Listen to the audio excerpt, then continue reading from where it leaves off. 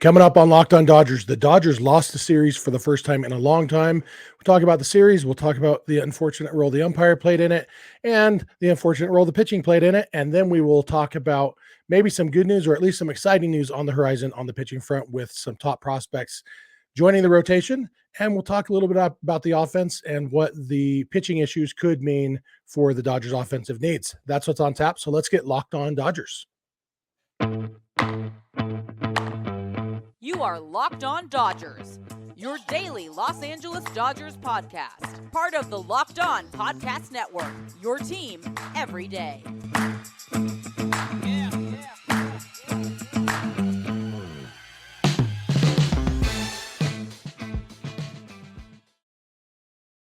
Hey, Dodger fans, this is Locked On Dodgers, part of the Locked On Podcast Network, your team every day. Thanks for making Locked On Dodgers your first listen every weekday morning. Remember, this show is free and available on all podcast platforms and on YouTube simply by searching for Locked On Dodgers. Or even better, you can subscribe wherever you're watching or listening right now, and then you can become an everydayer just like we are. If this is your first time with us, I am Jeff Snider. That guy next to me is Vince Samperio. Vince and I are both lifelong Dodger fans just like you are. We've also both spent time covering the Dodgers in the press box and the locker room. So we're not quite insiders, but we bring you the smart fans perspective on our boys in blue every weekday morning. And Vince, the last many episodes, we have been able to focus on series wins and series sweeps and, success. And for the first time since mid-April, we now have to talk about the Dodgers losing a series. They lost 3 out of 4 to the Cardinals. And it was kind of ugly for the whole weekend. Yeah, wasn't very ugly on the pitching side, not as ugly offensively, but when you score runs, but you allow more runs, it's not that fun. So yeah, there's a lot to get into coming from it. We'll spend a little time about the actual series right now. But hopefully this is just one of those series where we look back and like, man, that series sucked, but they ended up being all right.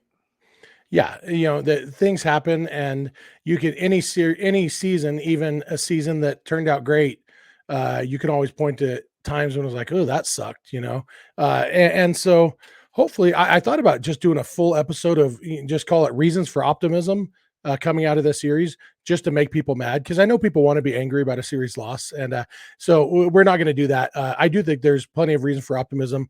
The fact is the Dodgers lost this series mostly because their pitching is just in shambles right now.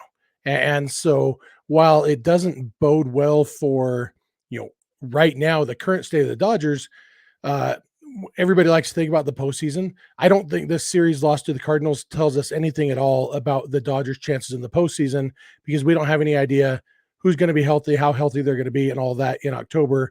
And, hopefully the Dodgers just getting all their injuries and slumps out of the way right now, so that when October does roll around, they can all just be healthy and firing on all cylinders. Yeah, I guess, like I said, we can take solace offensively in the fact that the Dodgers almost came back one of the days, and then the pitching, or a couple of times the Dodgers came back or almost came back, and then the pitching let it get out of hand even more so.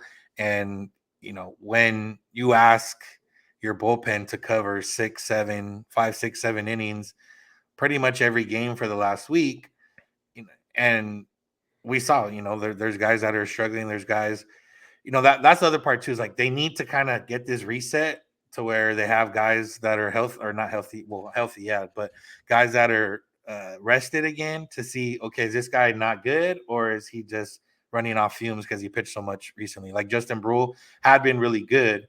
He's thrown a lot, and they sent him down. Then he came back one day later, and he's had to throw, and then he struggled. And Victor Gonzalez has had to throw probably more than he's had, well, definitely more than he's had the last couple of years.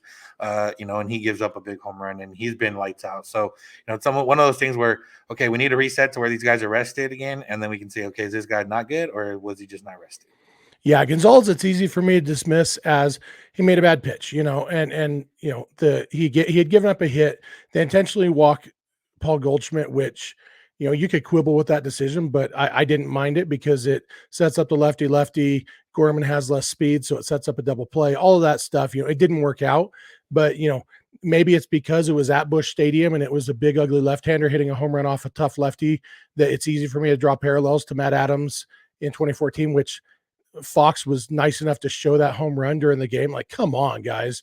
But, people talk about Kershaw in that series, that he was terrible in that series. No, he was lights out in the first game until that 7th inning when the Cardinals got a bunch. And he was lights out in game whatever Fat Adams game, except for that one pitch to Fat Adams. And so for me, it's, Gonzalez made a bad pitch. And, it doesn't tell me anything. I'm not worried about Victor Gonzalez at all. And like you said, the offense did battle back in the first game of the series when they, they were down by 7. They ended up pulling within 1 and then ended up losing by 8 or whatever.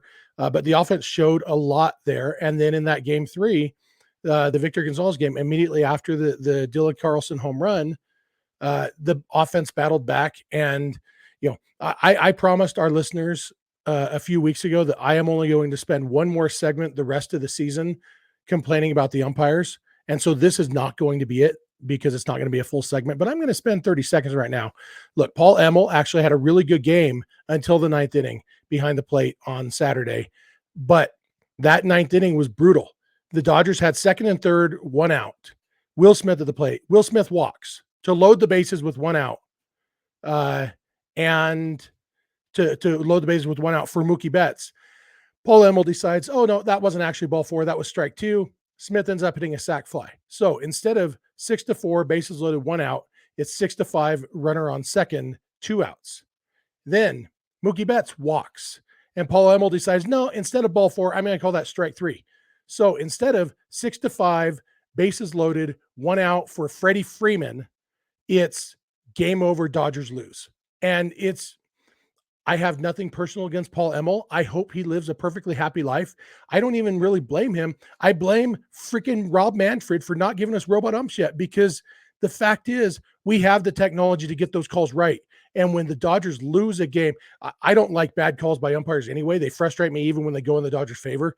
But when it literally costs the Dodgers a game, 2 different bad calls costing the Dodgers a game, it's ridiculous. And I'm glad I didn't spend a whole segment on it, so I can bank that one, because I still got one more coming later this season. I'm sure it's going to come at me again, but that was so ridiculously frustrating. Yeah, and then on Sunday, it was just the inconsistent. The same pitch would be called a ball that would be called a strike on the next pitch, which is why Muncy ended up saying why he got ejected. He said that he felt like the Cardinals catchers were bullying the umpire into changing call, like from pitch to pitch, like, oh man, complain about a call, and the next time the pitch was in the same spot, and then it was opposite of the last call. So, Muncy frustrated, ended up getting thrown out by the umpire at third base, who was the umpire behind the plate the day before. So there was just a lot of frustration with umpires. And, I think I forget where it was. I saw an article, some basically like saying like umpires are better than ever. And it's like, okay, that doesn't mean anything, because they're still not 100%. So like, what's the point of them being better than ever? Like, 99% if you're in a class is cool. 99% when 100% can be guaranteed is not as cool.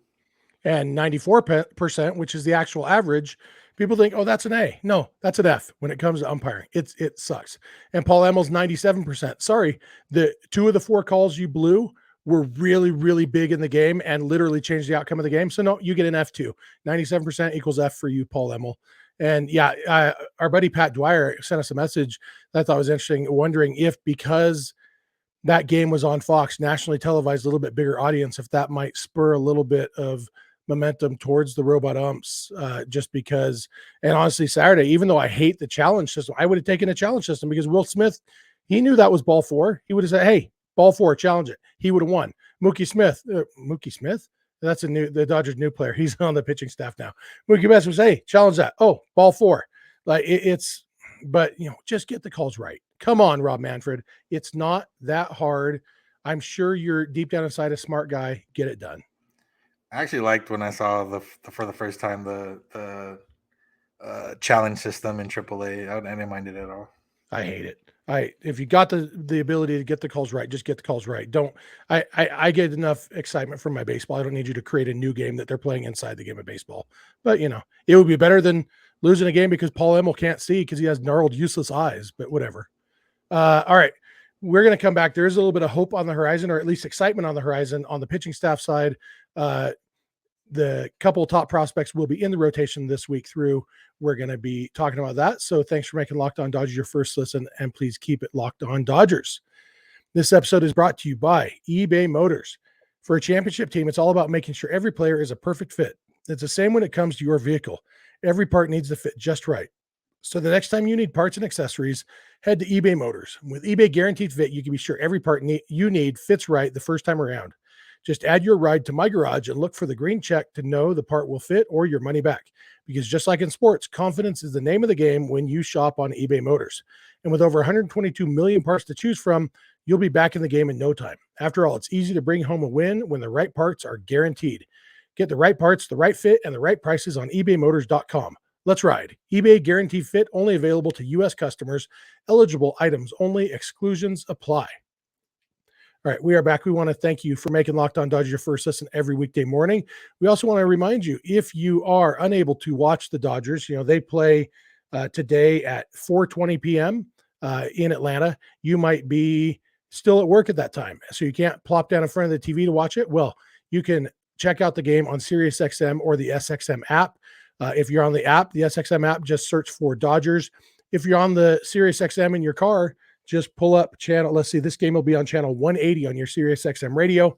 And of course, you can always also listen to this podcast on the SXM app just by searching for Locked On Dodgers.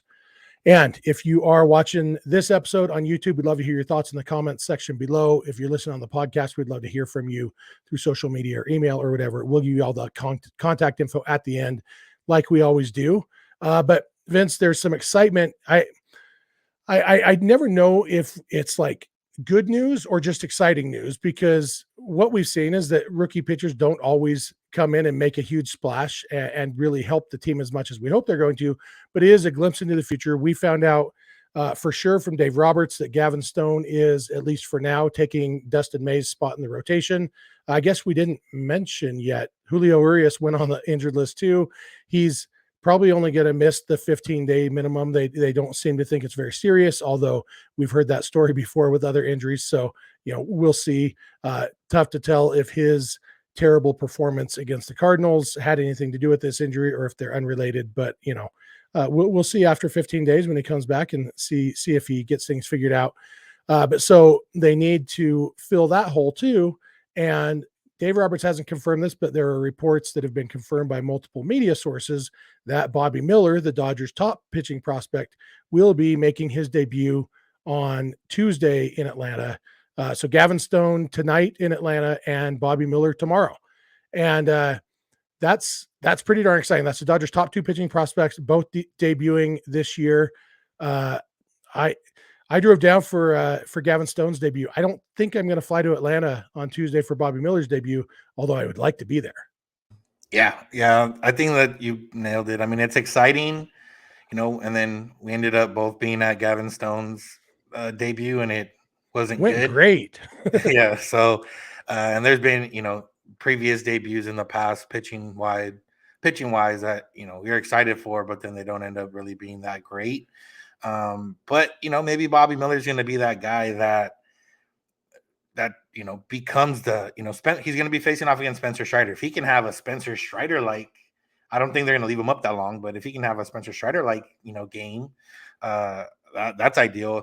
The part that's a little bit worrisome though is that it is against the Braves, who are one of the best teams in baseball right now.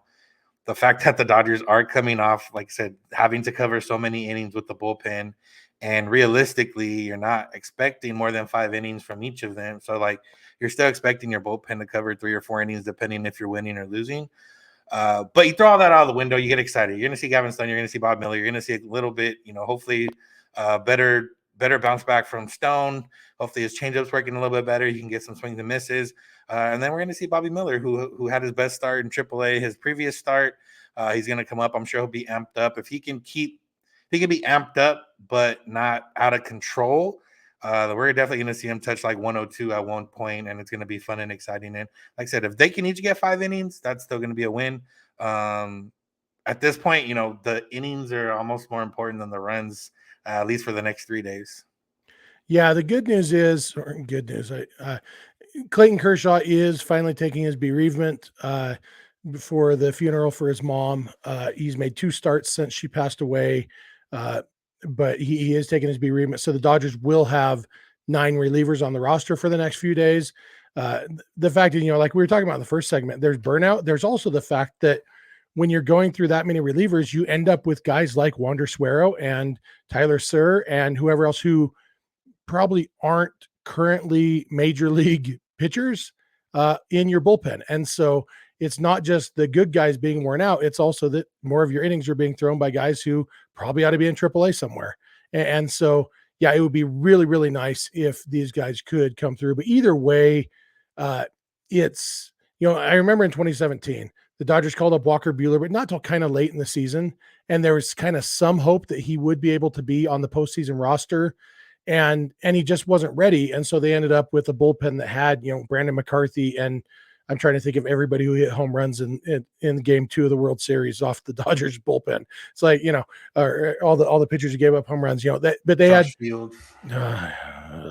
had, because Walker Buehler wasn't ready. So hopefully by getting Stone and Miller up earlier in the season, even though, like you said, Bobby Miller's probably not going to stay for too long. I would love it if they let him stay for the whole 15 days that Julio's out, let him make 2 or even 3 starts. We'll see if they do.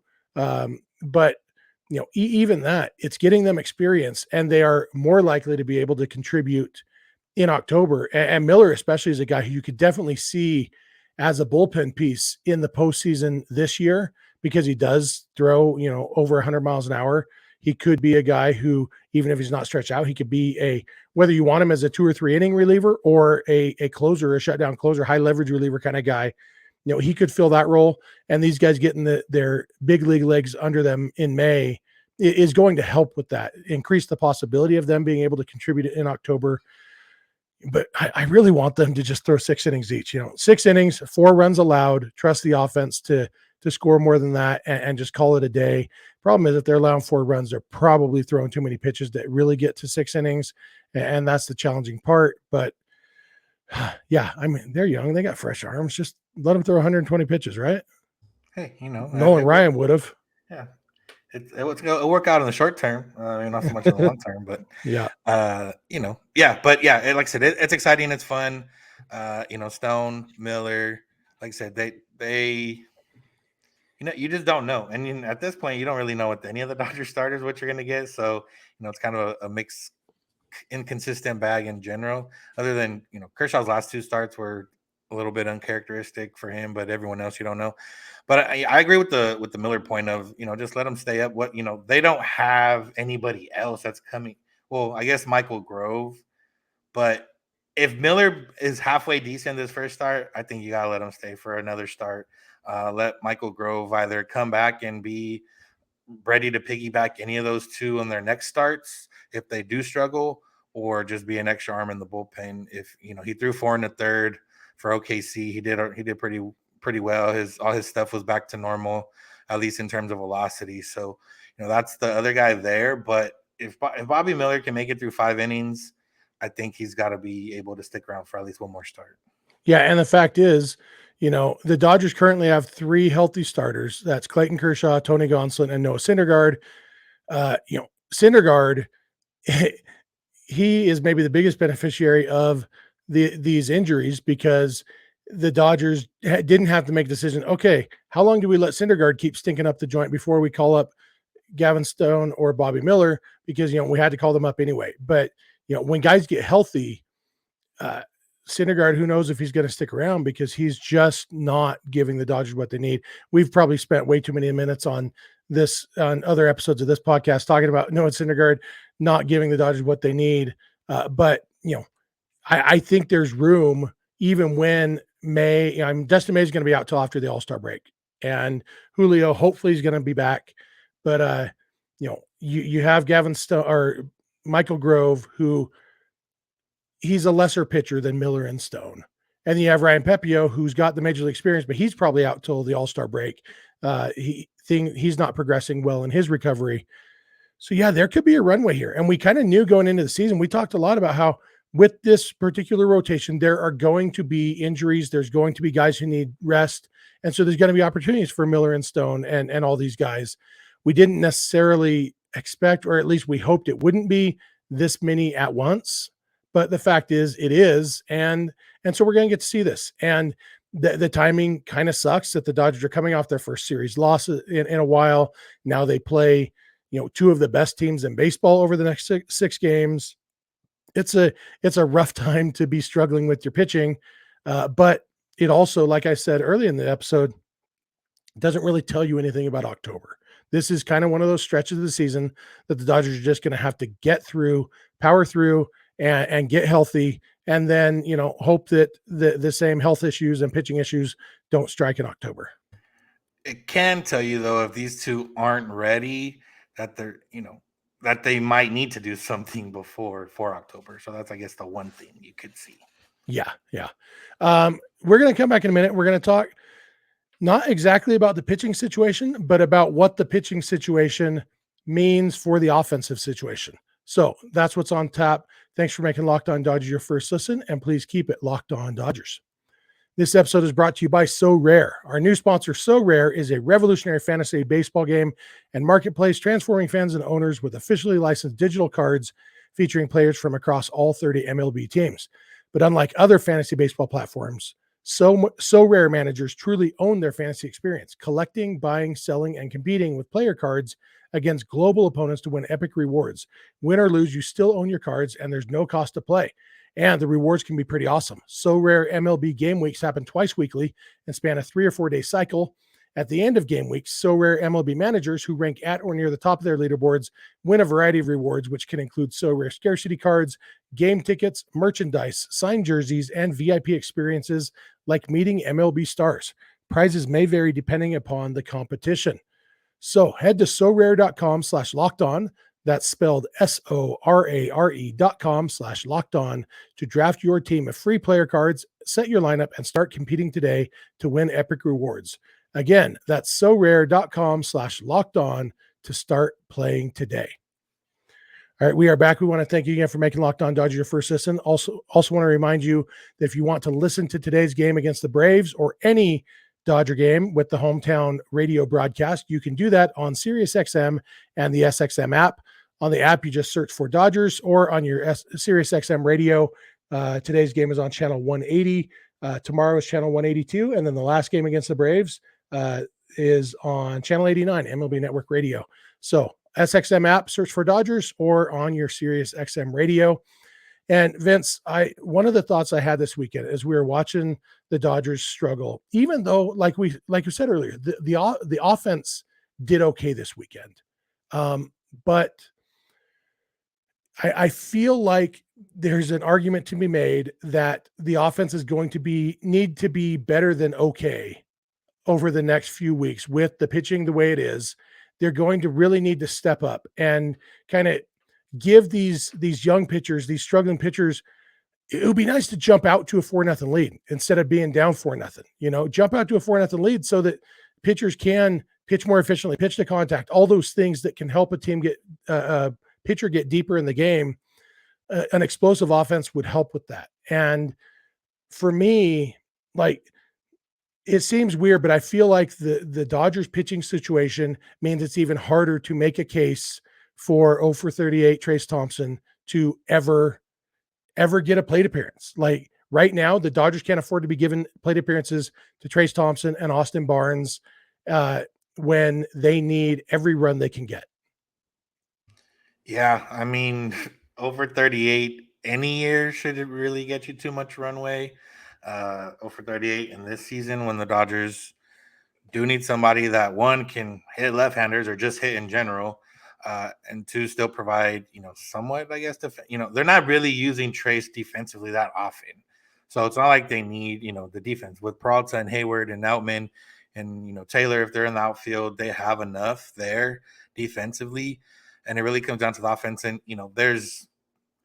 there's minimal upgrades you can make right now. Like there's probably a handful of upgrades out there for Trace Thompson specifically right now. Now, upgrades at other positions or, overall upgrades are probably a little bit scarce just because teams aren't looking to trade in May yet. But obviously they're going to be waiting for those teams to kind of start dropping out and see what they can get from them. But there's guys getting DFA'd all the time that can hit lefties, and they found those guys in the past. Justin Ruggiano in the past is one name you remember. A guy came up and could hit lefties, and I know there was some Darren Ruff chatter from people on social media the other day after he was let go. He ended up signing with the Brewers, I think. So that's kind of off the table. But at this point, that guy's Trey specifically, Austin Barnes specifically, is he got what 2 starts this week, I think, and Will Smith needs days off, but he doesn't need 2 days off a week. Realistically, he only needs 1, especially with the built-in extra. I know they're on a stretch right now of a lot of days in a row, but they have the day off Thursday. Like, there's no reason he shouldn't be playing these next 3 days, especially with the day off Thursday. So I think they're gonna have to recalibrate a little bit, and this next week will tell a lot too. Like the Braves and the Rays, they're still 10 games over 500 right now. They're still they're still comfortable in themselves, but at a certain point, you're gonna have to realize, okay, we do need the offense to step up a little bit more. And we do need to put up more runs because we do need to supplement the pitching a little bit as we get through this rough patch. And obviously Trace and Austin Barnes are the main ones, but you never know. There could be some surprising things that happen if anybody opens up, or if they just decide to promote some guys from the minors. Most of the guys in the minors are outfielders, so it would be Trace anyways, but you never know. Yeah. What do you think about Aaron Hicks? Do you have any? The Yankees DFA'd Aaron Hicks the other day. I suspect he's going to clear waivers because they still owe him almost 30 mil. Yeah, almost $30 million. No. Oh yeah. Counting this year. Yeah. So it's a lot of money. 2 years left on his contract plus a team option for 2026. So he'll probably clear waivers, but I would expect that once he is a free agent and free to sign with any team, I would think the Dodgers would be an attractive option for him. And he'll be looking for the best situation because it's going to cost every team the same amount, paying the prorated league minimum. I would think that he might be attracted to going to the Dodgers as far as chance to win, an obvious role for him, just slotting in, hey, you're Trace Thompson, but who can hit? And Aaron Hicks isn't a great hitter, but he hits lefties well, which is something that Trace Thompson was supposed to do, but doesn't. And it doesn't hit lefties great, but he hits lefties just fine and has hit them great at times in his career. And he plays good defense. He's like, you could call him Darren Ruff, but can play defense if you want to go that route. And so either way, whether he's Trace Thompson who can hit or Darren Ruff who can play defense, I think both of those are better than Trace Thompson who can't hit. Yeah, like I said, at this point, a 070 batting average is better than a 0 batting average. And if you're gonna get, like I said, Trace has defensive value, but the Dodgers don't necessarily need defensive value. They need more offensive value, just based on the positioning. Now, obviously, they're not going to go out and get someone that can't play left field because they already have a DH, and whatever. Unless that guy's unless Hanley Ramirez's brother, I don't think if he has a brother, but if Hanley Ramirez's clone came out and said, "Oh, I can sign with any team," I'm sure the Dodgers would go after him and just stick him left field and hope for the best. But like I said, there's not going to be too many options now. But at this point, minimal upgrade is an upgrade. And Aaron Hicks, we didn't see it so much with Joey Gallo, and he kind of talked about it. How he had to reinvent his whole swing. So what the Dodgers tried to help him with last year, it just wasn't ever going to really settle in. He did a little bit better than he did with the Yankees, but not much. But Hicks, by the end of it, was almost in Joey Gallo territory of getting booed a lot. And, everyone, I saw a lot of Yankee fans very happy that he got DFA'd this past weekend. So, that's a tough environment to be in. Dodger fans at this point are, I think, a little bit nicer, and, they'd welcome him with open arms. Yeah, absolutely. And Aaron Hicks at his best doesn't strike out a ton, a little less than league average, and walks more than league average. He fits more with the Dodgers mold. He also is an LA kid. He went to Woodrow Wilson High School in Long Beach. Without looking, do you know where he was born, Vince? No. I'll give you a hint. It's where you're from. I didn't know he's from Pedro. The old San Pedro. Yep. Yeah. I don't know if he ever lived there. It's just as he was born there. But yeah, he went to Woodrow Wilson High School in Long Beach. So you assume he's a Dodger fan or grew up a Dodger fan. So another reason it might appeal to him. I love Trace Thompson. I feel bad how much time we've spent on this podcast saying Trace Thompson needs to be off this team because I really like the guy, whether it's the Lakers nostalgia or the, 2016, 2017 nostalgia, or even the 2022 nostalgia. There's so much to like about Trace Thompson. He's such a likable guy, but I'm not that interested in being likable right now. I'm interested in an outfielder who can hit a baseball, and that's just not him. And I hate it, and I wish it was, but it's not. Yeah, like we've had guys get long leashes in the past, but that's when the Dodgers were going to realistically comfortably be the NL West leaders. And even 2018, when they were, kind of just fighting with the Rockies that entire year, even then they didn't jump in until like more than halfway through the season into the line changes that we used to call it, where a different lineup against righties and a completely different lineup against lefties. I don't think they can wait that long this year, just realistically, just based on the fact that, the Diamondbacks look like they're going to stick around. You would imagine the Padres are going to turn it around at some point. You have to count on that. You can't count on them not being good. So, you don't realistically have that leash, especially like I said, with the pitching. Decime, we're hoping he's back after the All-Star break, but that's not a guarantee. Pepio's out. We don't know. Julio's been a mixed bag, and maybe he'll find something mechanically on this IL stint, but you never know. And then Gonzalez hasn't ever really had a full healthy season. Kershaw hasn't had a full healthy season forever. So there's still a lot of question marks to where if you can get something a little more definitive in the lineup, that's what you need to do. Yeah, absolutely. And yeah, it's important right now. It's important always, but like I said, this is going to be a stretch the Dodgers have to weather through and do what they can. And hopefully, it'll be really nice if the offense could show up for these games against the Braves and the Rays and bring home some wins. I don't need series sweeps. I'm not going to be that selfish right now, that greedy. Give me 3 wins in the next 6 games. 4 if things go wonderful, and call it a day and go home from this road trip. Obviously 4 would put them at a split of the road trip, which we said last week. If they can split this road trip, that's great position. So that's still kind of my hope, is that they can win 4 of these next 6 games. But if they can really get through them reasonably healthy, and ideally maybe the D-backs and Padres D-backs start losing some games, Padres keep losing some games, so the Dodgers can come out of this in first place, that would be great. But yeah, they got to get through this stretch, and they got to start hitting even more than they have been. Yeah. That's going to do it for us for today. Like I said, Dodgers start the series in Atlanta today. It's Gavin Stone against Charlie Morton, I think, for the Braves. I know Morton's pitching one of the games, either game 1 or game 3. I think it's Charlie Morton today.